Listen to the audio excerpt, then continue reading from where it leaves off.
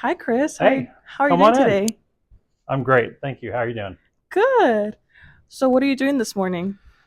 I'm sitting here working on my PhD dissertation. Can you tell us a little bit about that? Sure. So I'm trying to simulate how foreign objects move throughout a airplane body.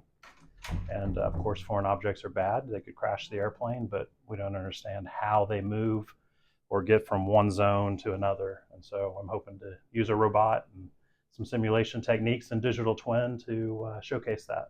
That's so cool. And I Yeah. noticed that we're in your office right now in the new center that you just opened. Can you tell us a little bit about that? Yes. We just opened our new Center for Digital and Human-Augmented Manufacturing. Come on, let me show you. And we're really excited about it. Now we have a visual factory or a research center. I'm coming from industry, so I keep saying factory. But we can see the work being done. And inside, it's still early today, but we have open work cells and people are doing research. And we can all learn from each other and collaborate. And the mission in the new center is to create digital twins, and so we need everyone's help to do that. And everyone has different experiences, and we're going to work together in an open, collaborative environment to make that happen. So, you've been here for a while. Where did your journey in mechanical engineering begin? Actually, right here, I've got 3 degrees from SMU and was a bachelor and master's in mechanical engineering before this building even existed. So literally right here was a double white trailer where I used to take class, and it would shake when you walked through.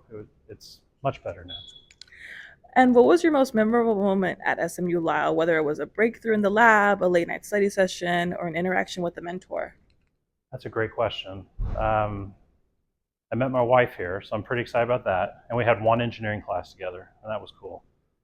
But I think that just being here after 25 years in industry to get to come back and do this job, just being on campus where I went to school, it's just really special. So yeah, I don't know. I feel like every day here at work is special.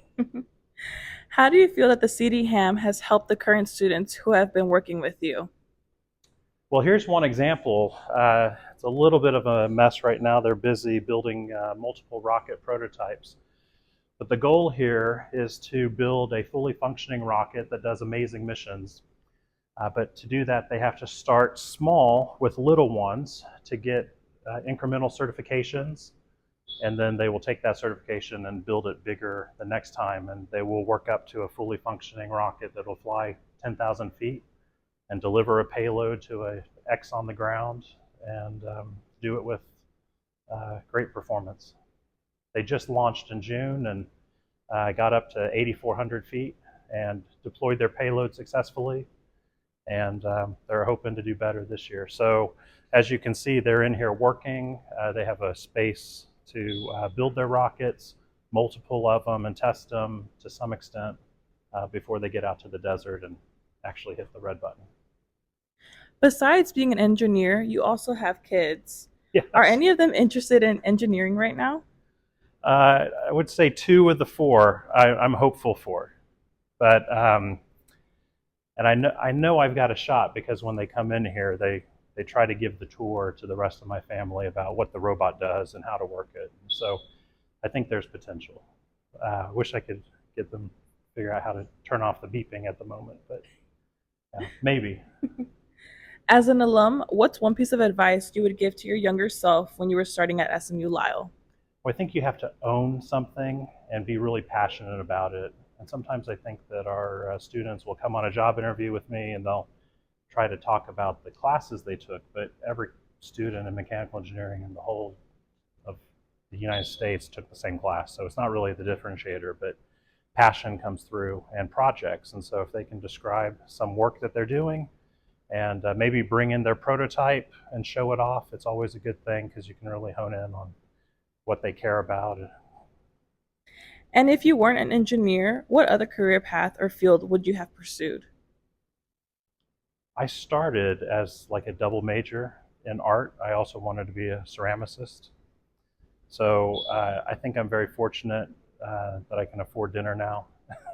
And I think it was the right choice to let that one go.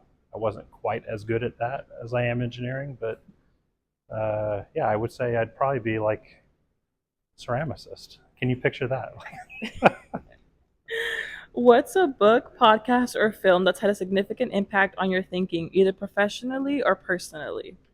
So I'm a big fan of Steve Jobs, and I think his focus on design and really the long-term design from making a choice to building it to see how it works and it's accepted is really a admirable trait that no one thinks about in our society. We're like fast-paced and just want a quick return. So I think maybe his behavior was perhaps not the role model, but his focus on design is definitely inspiring. So I'd say Steve Jobs. Since you've been at SMU for many years, how do you stay connected with your SMU Lao community, and how important is that connection to you as an alum? I don't do very well on this one. It's hard between uh, my multiple jobs and my PhD to stay connected, but it's interesting now, 20 years later, that I'm serving on advisory boards with some of my old classmates. And so that's fun 20 years later. Just last week, there was a guy in here that was in my fraternity, and I know how I last saw him, but I heard his voice and he introduced himself, and I was like, I know that guy. And I came out, and it was him. He was doing construction on our pipes and, you know, uh, making a bid for doing some renovations in here, and we just run across him. It's funny how that works. Yeah, that's so cool. And outside of engineering, what are you passionate about? Are there hobbies or activities that help you unwind or recharge?